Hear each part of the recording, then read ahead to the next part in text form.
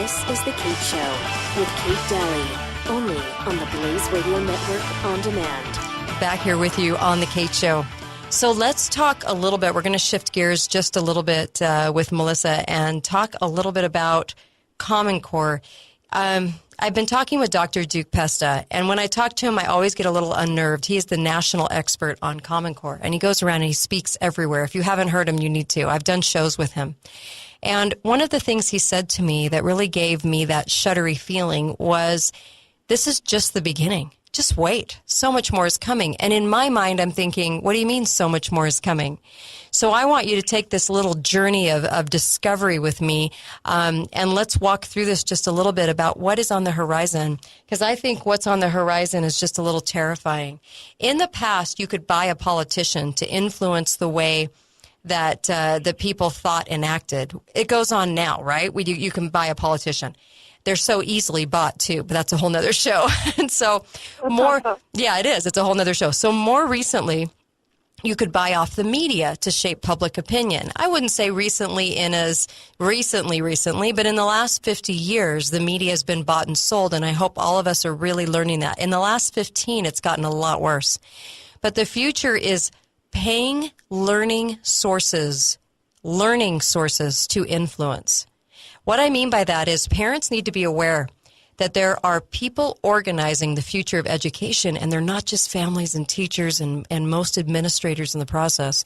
There's a lot of factors at work. There's special interest groups, governments, technology, innovators. And when I say technology and innovators, I mean people that are sort of hiding behind these new technology outfits, because we're talking data, we're talking tracking, we're talking investors putting time and money into gaming systems that make learning so-called fun and portable and stackable. You'll know what that means in a minute. But venture capitalists that are saying that this is the biggest thing since the innovation of the internet is to jump on the little bandwagon of the money train that is basically this. Not trading dollars anymore, but actually going after data like blockchain, like Bitcoin. We're talking how to use that. So global nations change what they call credits, right? Global credits. And so that's going to be kind of a currency in the future because it has value and it will be traded between nations. Nations will get things for jumping aboard the climate change hoax as human caused. This is different. This is education, but along the same line. This is education doing the same thing, but they're jumping on the bandwagon of the data and of trading that in currency, as far as you will gain something and have something of value if you do X, Y, and Z in learning. And then you will be able to trade that for something that you want. So the key is regulating all education, just like food and medicine is regulated. There's a way to give a set value to education in the future. It doesn't matter where you learn or who your teacher is. In fact, it's not just going to stop with kids in school. This is going to keep going through everyone's adulthood. And when I say that, I'm very, very serious that this isn't just about children anymore. This is cradle to grave. This is about tracking. There's a lot of money to be made by tracking people, what you know, what you think, what you feel. And seeing Facebook and Google make so much money on this, they're just a normal part of life now, right? That is going to be in the education realm more and more and more. Comprehensive sexuality ed, LGBT agendas, environmentalism, globalism. The point is to not only poison the well that our children are swimming in educationally, but the tracking and regulating of education is sort of the syringe and the needle that delivers the poison. I surround myself with a lot of wonderful women that are in the know in this, Jaquel Sullivan, Jenny Baker, Michelle Kloss-Bolter, all of these gals are the mama bears that are fighting on the hill. These are the ones in the know that are looking at this information coming in and they're saying, oh my gosh, do people even realize what's on the horizon? So I'm going to play a little bit of this new, strange video.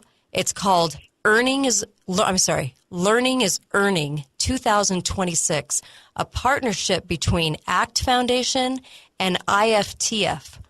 IFTF is a brand new department of government, and it's all about technology. And they're not really saying much. They're saying a lot of platitudes on their website, They're not really saying what they're actually doing. It's a little terrifying. So let me start this out. And Melissa, this gets crazy because it sounds good and it looks as though everyone's going to get a fair shot.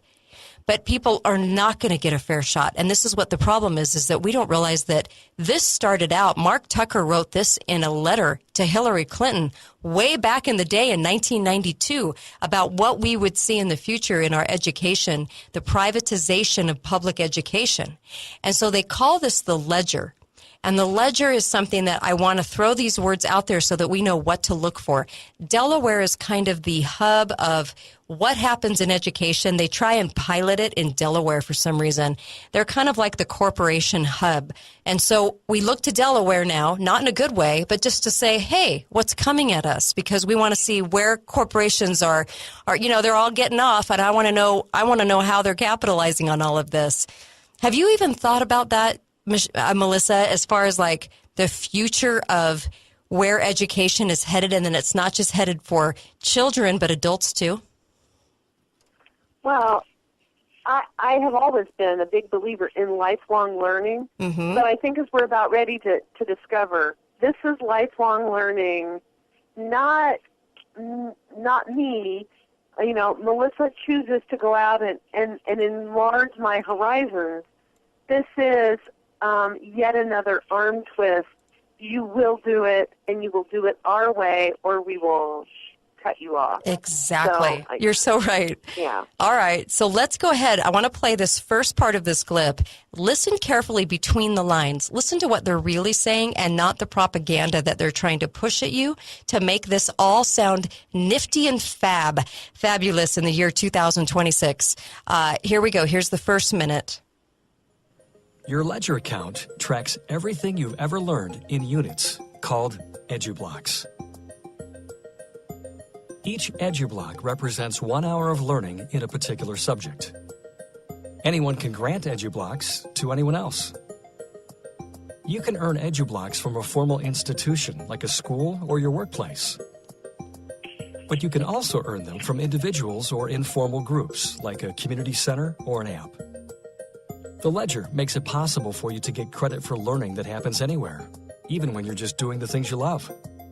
Your profile displays all the Edu-blocks you've earned.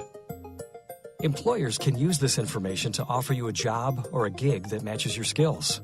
We'll keep track of all the income your skills generate and use that data to provide feedback on your courses.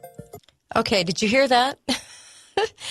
No. Everything's going to be on your profile, and when you do something like you want to be, you want to have a gig, or you want a job, or you want something in the future, this is beyond school, we're going to have this ledger, and this ledger is going to keep track in what they call Edu-blocks, and you're going to earn Edu-blocks as you go, and then you're going to be rewarded, sort of like gold stars, and they're also going to keep track of how much money you're making with each Edu-block that you accomplish, and then they're also going to keep track permanently and track the data of your future as well. In fact, when we come back, I'm going to play just a little bit more about this, and it's going to freak everyone out. It should freak us out because of what the rest of this video is going to talk about, and this is about your job. This is about what the future looks like, and trust me, it's not a job. You're going to be doing something else. This has nothing to do with jobs. We'll be right back. Stay with Melissa and I. This is The Kate Show on the Blaze Radio Network. You're listening to The Kate Show with Kate Dalley. Only on the Blaze Radio Network, on demand. Don't miss the Morning Blaze with Doc and Skip. There became this push in the late 20th century to not send American troops and instead help out rising factions or rebel groups or whatever. And although I don't want to see American troops die ever, if you're unwilling to put American troops on the line as Commander-in-Chief, if you are unwilling to say it's worth it, then maybe your cause isn't just. The Morning Blaze with Doc and Skip. Weekday mornings, 6 to 9 Eastern on the Blaze Radio Network.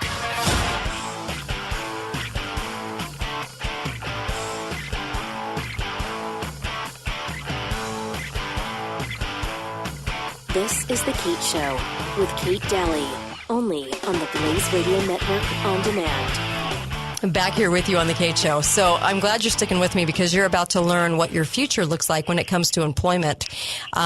Courtesy of Common Core and courtesy of the Ledger. And the Ledger is this new system called, what they're doing is counting Edu-blocks. So let's say this year I earned 10 Edu-blocks because I read so many books or I did so many things to earn my Edu-blocks. It's all being counted on what's called the Ledger. This is for year 2026. Learning is earning.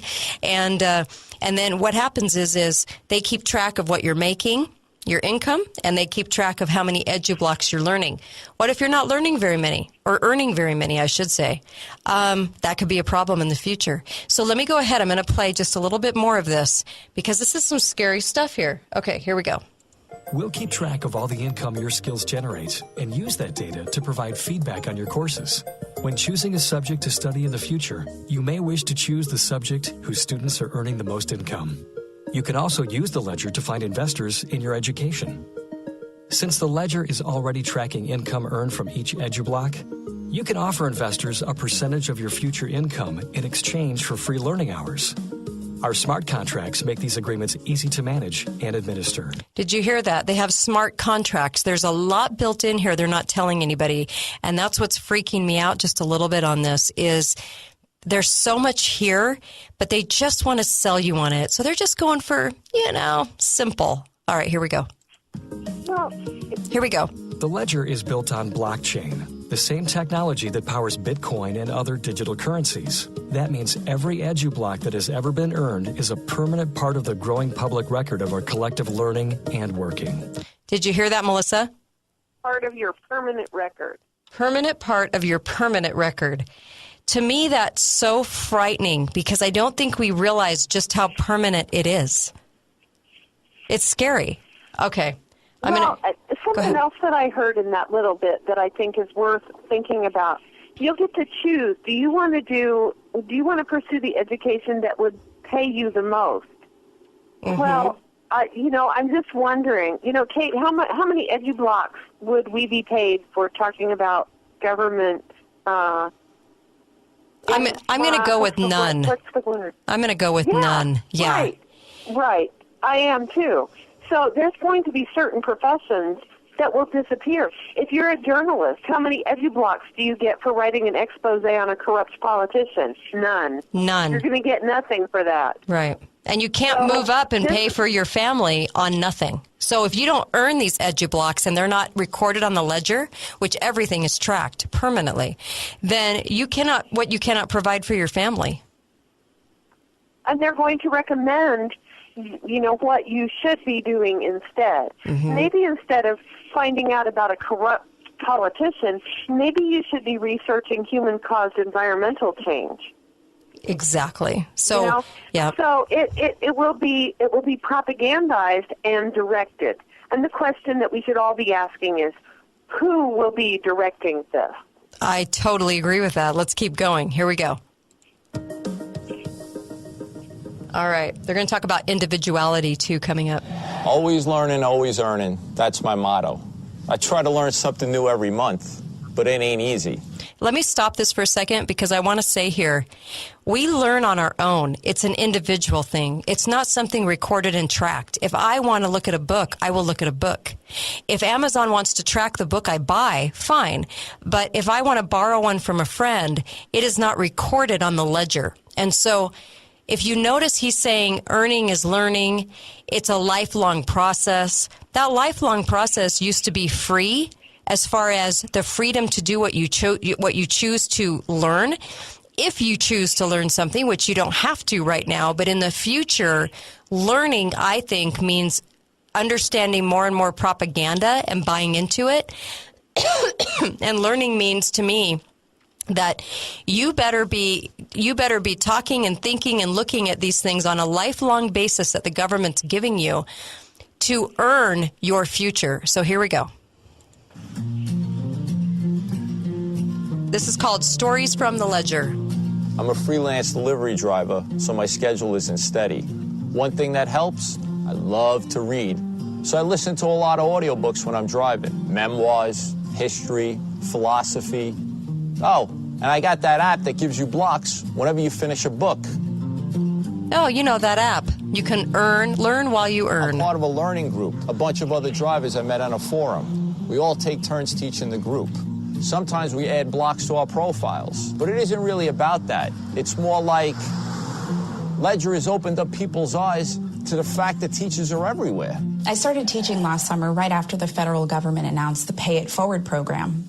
You know about that, right? Do you see how she already mentions the federal government involvement? Here we go. And it says you can pay off your student loans. How convenient. If you have federal student loans from college, you can pay them down by teaching someone else what you learned. Whatever blocks you earned in school, you can teach them to others. The University of Texas, that's where I did my degree, they report all my college credits directly into the ledger, so I'm pre-approved to teach any subject I passed. Pre-approved by who? The government? Okay, here we go. Like virtual reality programming. If I can teach someone that course, I get $2,500 off my debt. I use the same textbook that I used in college, and I Skype with them 3 times a week to answer questions and help them with their coding assignments. Okay, coding assignment. So she's talking about helping somebody else. She can erase $2,500 off her debt. But how much of this is working toward, your debt now, Melissa, is $200,000 for your lifelong learning. So now you're going to have to regurgitate government propaganda to somebody else in order to get rid of that. Basically, you're slaving. You are passing along propaganda to erase your debt. Isn't it great how they have us working for the government? Jeez. Yeah, well, so we will be owned. Yeah. I mean, because if they can control all of that, like I said, if they can control all of this, then they say, what if my choice is to read the Bible every day? Yeah. No Edu-block for that.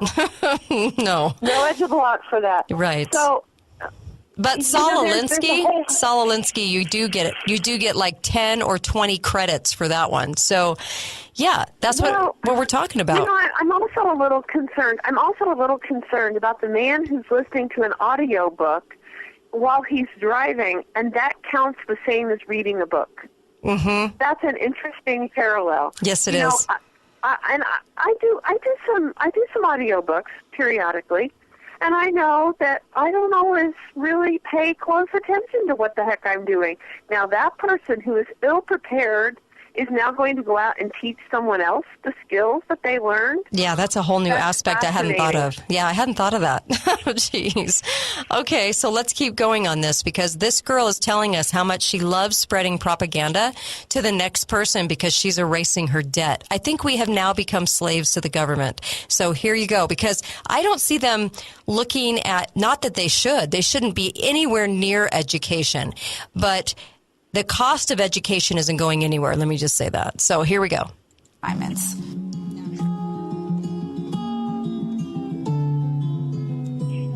When everyone follows their own learning path. Most people find themselves at a point in their learning where they need to make a decision.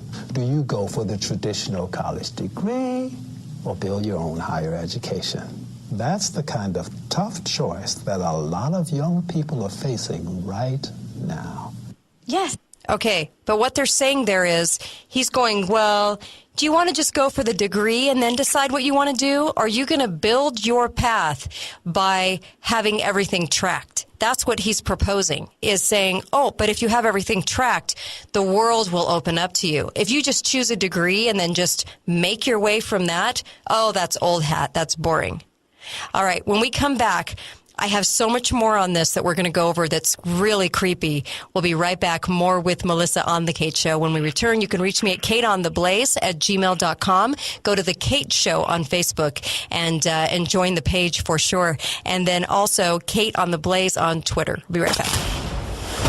This is The Kate Show with Kate Dalley. Only on the Blaze Radio Network on demand. Don't miss Pat and Stu. This is a guy that played at North Dakota State last year and was out, was hurt for half the year. The new guy that they're going to start now. Yep. Yeah. And they're now announcing he's going to be the quarterback game 1. Wow. So he goes from North Dakota State to the Philadelphia NFL. Eagles and is starting game 1. The job to have. Pat and Stu, weekdays at 5 p.m. Eastern on the Blaze Radio Network.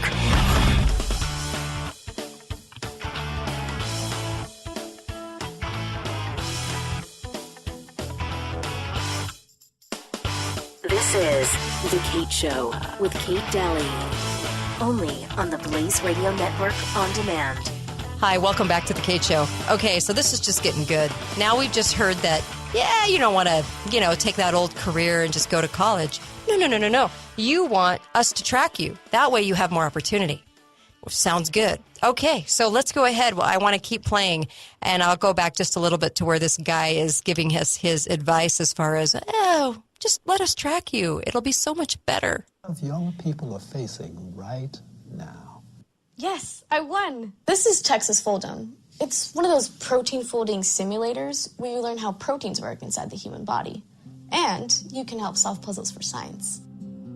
Oh, sounds nice. Every lesson opens up a new world of tasks that you can get paid for right away. Every time you solve a puzzle, you earn this biochemistry Edu-block. And the better you get at it, the harder the puzzles get. Well, I guess I got pretty good at protein folding because one day this trophy showed up. And they started giving me super hard puzzles working on these mind-blowing structures that even the real scientists haven't figured out yet. Oh, wow. So now, guess what she's going to say? She just got a trophy, a glass trophy that looks really nice, and it says, changing the game. You go, girl. Okay, so here's what she says next when she says, this is what scientists do. But wait a minute.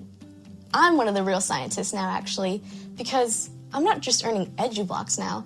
They're also paying me for every puzzle I solve. Okay, that did not make her a scientist because she learned how to do something on a puzzle that they call Texas Hold'em. I'm scared. Here we go. This game is sort of like my first class in biochemistry, and it's also my first job. We used to have because she's like 16. Entry-level jobs. You would start with a company, and then you could move your way up. That's how I started here. Okay, so right here, they're saying, now look, that's old hat. You do not work with a company, gain loyalty, get to know your boss, create personal relationships, do a good job, and get promoted. Now with the ledger, they say hiring is now about matching skill sets, but only for particular jobs within a job. You're not guaranteed an actual job because the woman talking is in HR. She's in human resource. So here we go. We hardly have any full-time jobs here. We mostly hire on a project basis. We check their ledgers, and if their credentials match our needs, then we'll put them in the hiring pool. Okay, they're only going to put you in the hiring pool if you're on the ledger. Right, Melissa? So if you don't have Edu-blocks, if you don't have Edu-blocks and you are not government tracked, you won't even qualify as so much for a project, let alone a regular job. Wow. Okay, here we go. Of course, relationships are still important, and we still help people grow. But not super important. I just wanted to make that note. They're important, but they're not really important. So she's sort of looking at the camera like, they're not the best thing because you're just going to come in, do a project from home, and we're not even going to know you. So good luck on trying to stay with a company or building any stability in your life. It's all going to be based on your Edu-blocks and what you gain in the ledger as far as your permanent profile. So relationships don't really matter here. So here we go. They're earning Edu-blocks with every hour of work they put in. Some companies will pay you to verify your skills. Here we go, verification. Why give someone a generic test when you can actually evaluate their work in a real-world context? When you log into a verification site, it gives you a task, a chance to demonstrate your proficiency in a real-world context. You can write some copy, translate some text, design a logo, grade an essay. This is actually how most pay-it-forward verification works these days. Okay, I'm sorry. Pay it forward verification, how most of it works today? No, I'm sorry. When you can't even break into a company and get a project or a job if you're not on the ledger. Because like he just said, the verification only comes from them watching the fact that you've done some of these things and that it's recorded. Not that you could just demonstrate, like let's say you FaceTime in or something and you say, no, I know exactly how to do that. No. If you're outside of the system, good luck. Because he's saying right here, why should we test you when we can verify you? When we can verify everything you've ever done by looking at your ledger. We're going to know exactly what you can do and what you can't. You can't come in from the outside. Does this terrify you, Melissa? It terrifies me. Yeah, well, we're going to it's a good thing that we have the sex bots, right? Because these people will not have any contact with any other human being ever. Yeah. I mean, forget the work party. Yeah, it's just this one big virtual weird world where we're all playing Texas Hold'em and solving complicated, and thinking we're scientists at the age of bioengineering puzzles. We think we're scientists at the age of 16. Oh, I'm a scientist because they paid me $5 to help them with a puzzle that I figured out because I'm in gaming. I mean, I'm scared for our future listening to this. Okay, so here's the last minute and a half. Here we go. And pretty much any credentialing that you do on informal learning. You're even paid for your time. Not the going rate, more like minimum wage. Yeah, but you're paid for your time via the government. So lucky you, woo-woo, that you are paid because you're at least verifying and working through a verification company, building your ledger and taking these tests. So you're paid. So the government will keep you happy. It won't be much. Like he says, well, it's not minimum wage, but yeah, it's like $11 an hour. So yeah, you're going to get something to feed your family, but you'll be poor trying to do it unless you work up the ledger, soak up those Edu-bots, and make sure that you're doing a lot of the government's bidding. So here we go. When did anyone ever get paid for taking a final exam? So it says employers or teachers, jobs or courses, every gig is a new chance to learn. Every project we hire for, we don't just list the monetary compensation. We also list exactly how many Edu-blocks in which skill areas we'll grant you. That way, your work here counts as learning for your next gig. Wow. And with 1 billion people on the ledger, there are more teachers than ever before. Okay, hold on. Here we go. I take it really seriously because for me, learning has always been the one thing that's connected everything else in my life. Where I've been, where I'm going. I may not know where that is yet, but I know I won't be a driver forever. And when I get there, I know I'll still be learning. Imagine yourself in this future. That's what it says. Imagine you are on the ledger. Wow! What will your story be in the year 2026? Okay, I just got sick. And the reason I got sick is this guy is driving around as a driver in his 40s. And he claims to be a little clueless because he can't seem to get where he wants to in life, but he's working his way there through Edu-blocks. He's not making a lot, but he's making a little. And he's still a driver. And he's saying, oh, yes, this is the future. This is the way. Wow. Well, I'm a little resentful about the fact that they're calling paying jobs gigs. Mm-hmm. I don't know about you, but that really kind of bugs me. That's kind of, musicians play gigs. I know. They go out, and it's a very ad hoc, we're going to play this club or that club. That is not how I regard my education. I agree with It's that. it's just this free form, maybe here, maybe there, here a little, there a little. I'm going to play a gig here and do that. Yeah, that's I agree. Really very odd concept in education. I totally agree with you, and I think that we don't realize where this is headed. Now, to a lot of people, it says, oh, everyone gets a fair shot. You get to learn and earn. I referenced Dr. Richard Day. I've referenced him a few times on the show, and he was the director of Planned Parenthood that gave that speech about the future. And he nailed it. He nailed what our technology would be like in 30 years. He said, you know what, there's a plan, it's gone down, and you can't change it.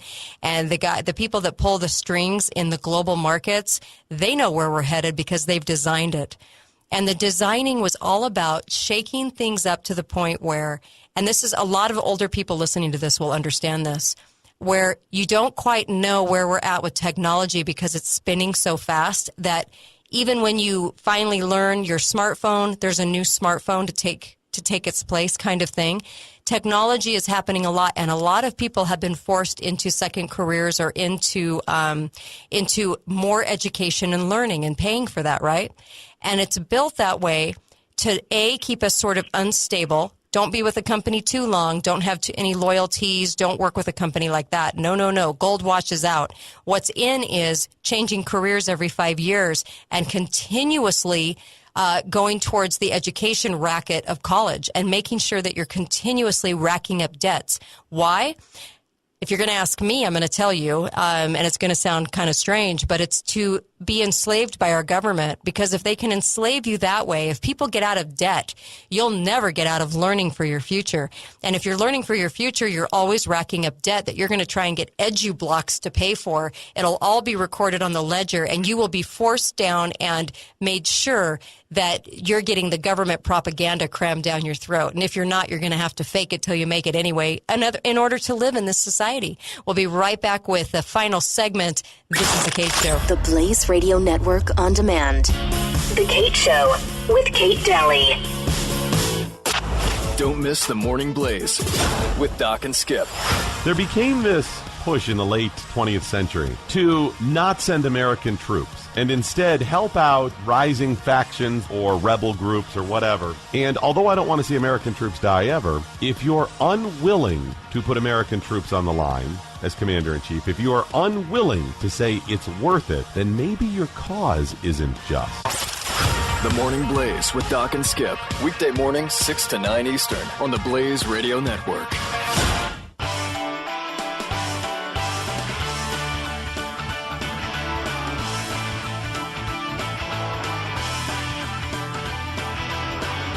This is The Kate Show with Kate Dalley, only on the Blaze Radio Network on demand.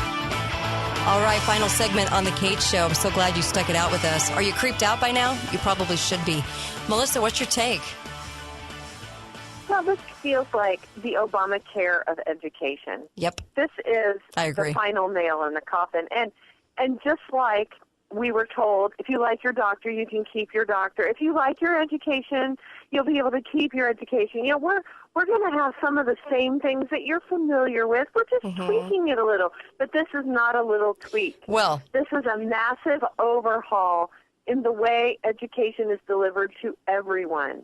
Okay. To everyone. Oh, I totally get it. It's scary. Okay, so let's look at the letter from 1992. If you don't seem to think that these things are pre-planned out there or by design, by the very global elitists that really pull the strings in this global, whatever you want to call it, the all for one, one for all global United Nations tour, I want to tell you about the letter sent in 1992 that is going to become part of our congressional, or that became part of our congressional record in 1998. Here we go. The Dear Hillary letter by Mark Tucker, president at the time of the National Center on Education and Economy. NC, NICE. I like to call it NICE just to sort of give it a good name. Here we go.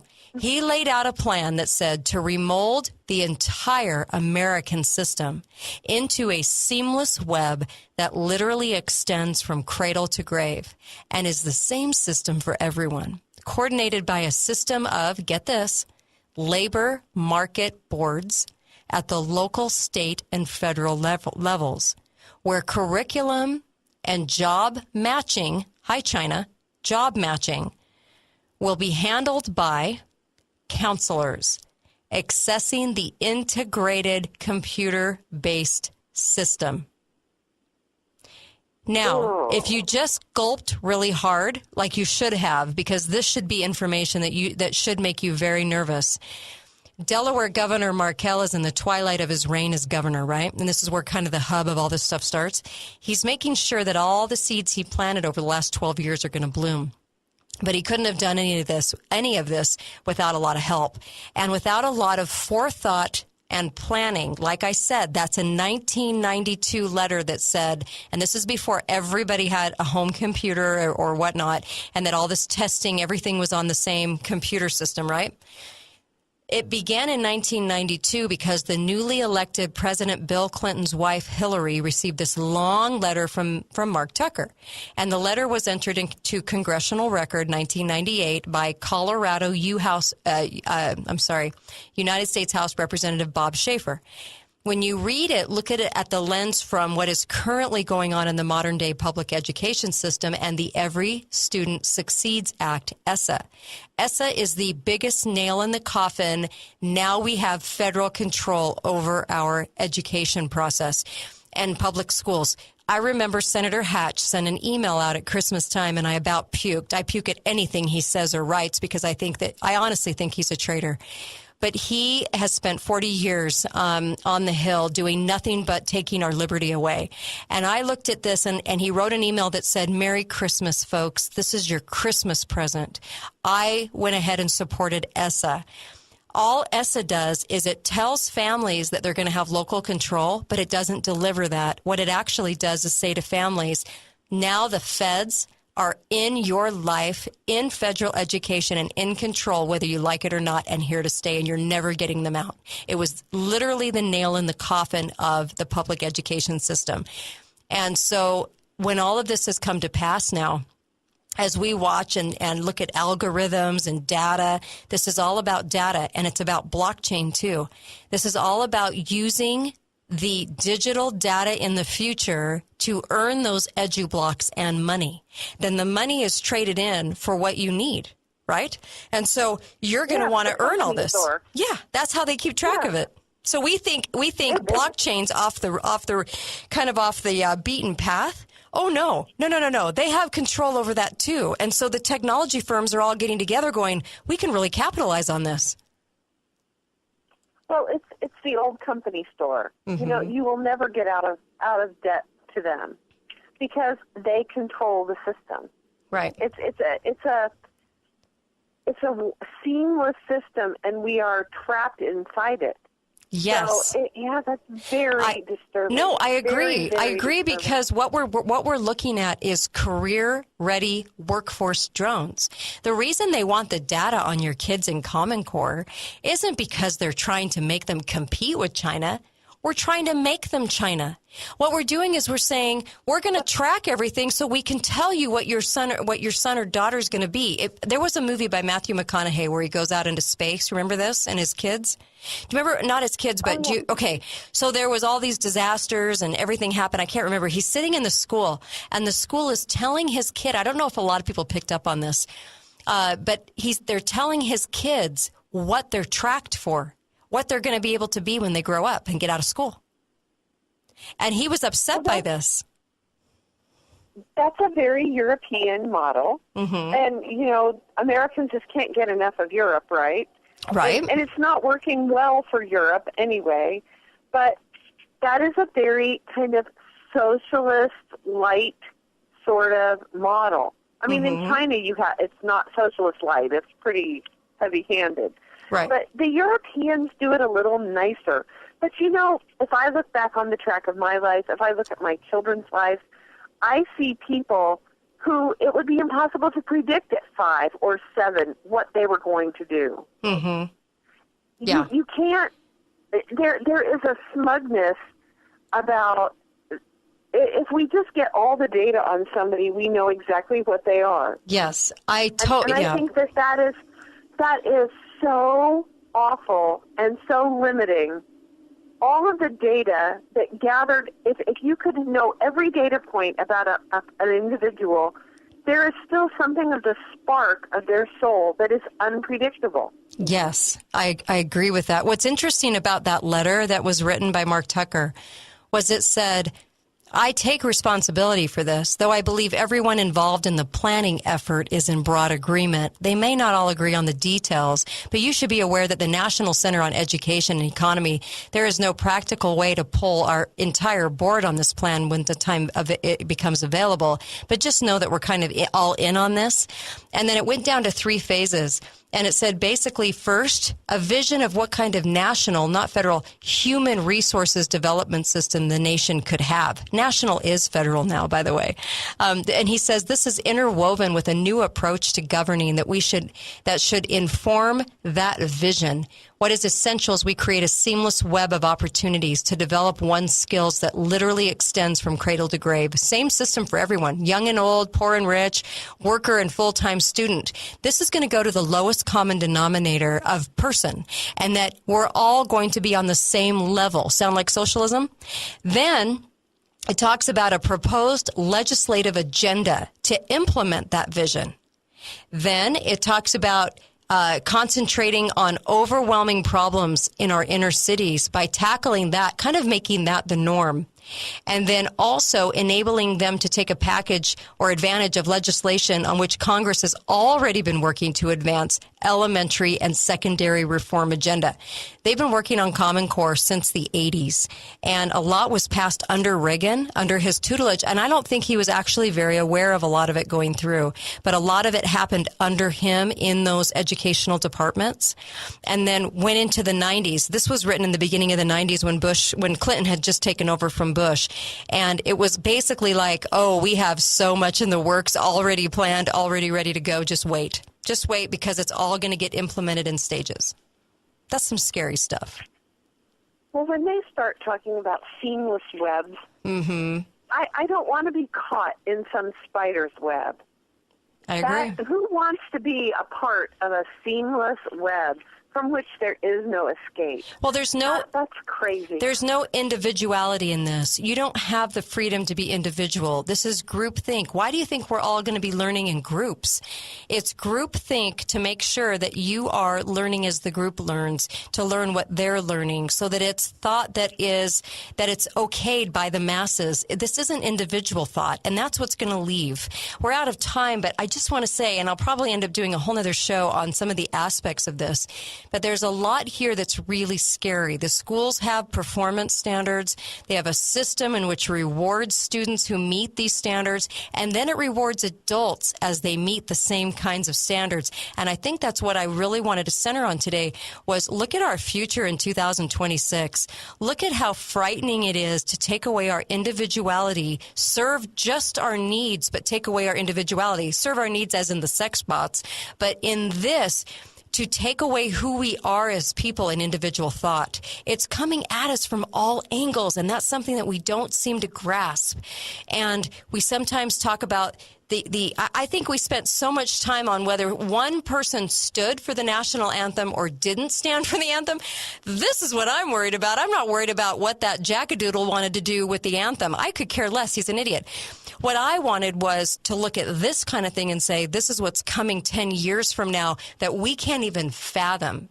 But that's a whole nother show. Melissa, thank you for joining me. Thank you so much, Kate. It's always a pleasure. This is why we better know now who we are. Great point. Well, great point. And I just want to thank you for tuning in. This is The Kate Show on the Blaze Radio Network. See you next week. You're listening to The Kate Show with Kate Dalley.